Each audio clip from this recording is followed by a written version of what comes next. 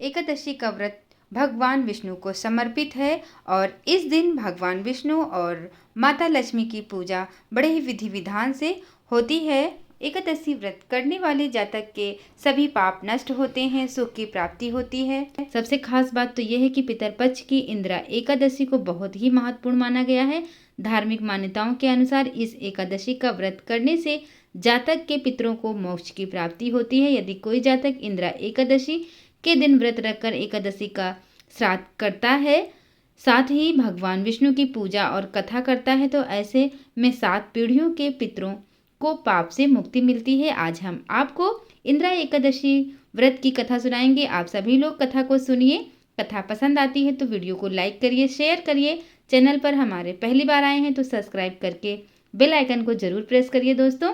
तो कथा के अनुसार सतयुग में एक राजा थे जिनका नाम था इंद्रसेन। ये बहुत ही प्रतापी राजा थे जो महिष्मती नगरी में राज करते थे। उसे पुत्र पौत्र धन धान्य आदि सभी सुख प्राप्त थे। एक दिन नारद मुनि राजा इंद्रसेन की सभा में उनके मृत पिता का संदेश लेकर पहुंचे। नारद जी ने राजा इंद्रसेन को बताया कि कुछ दिन पहले उनकी भेंट यमलोक में राजा के पिता से हुई। राजा के पिता ने नारद जी को बताया कि उनके जीवन काल में एकादशी का व्रत भंग हो गया था, जिस कारण उन्हें अभी तक मुक्ति नहीं मिल पाई है और वह अभी भी यमलोक में ही है। यह संदेश सुनकर राजा को बहुत ही दुख हुआ और उन्होंने नारद जी से अपने पिता को मुक्ति दिलाने का उपाय पूछा। इस पर नारद जी ने उत्तर दिया कि अगर यह अश्विन माह में पड़ने वाली इंदिरा एकादशी का व्रत करेंगे तो इससे निश्चित ही उनके पिता को सभी प्रकार के दोषों से मुक्ति मिलेगी, साथ ही बैकुंठ की भी प्राप्ति होगी। राजा ने ऐसा ही किया और नारद जी से इस व्रत की विधि पूछी। इसके बाद इंदिरा एकादशी के दिन राजा इंद्रसेन का संकल्प लेकर भगवान विष्णु की पूजा की। साथ ही राजा ने पितरों का श्राद्ध किया, ब्राह्मण को भोजन कराया और दान पुण्य भी दिया, जिसके परिणाम स्वरूप राजा के पिता को मोक्ष की प्राप्ति हुई।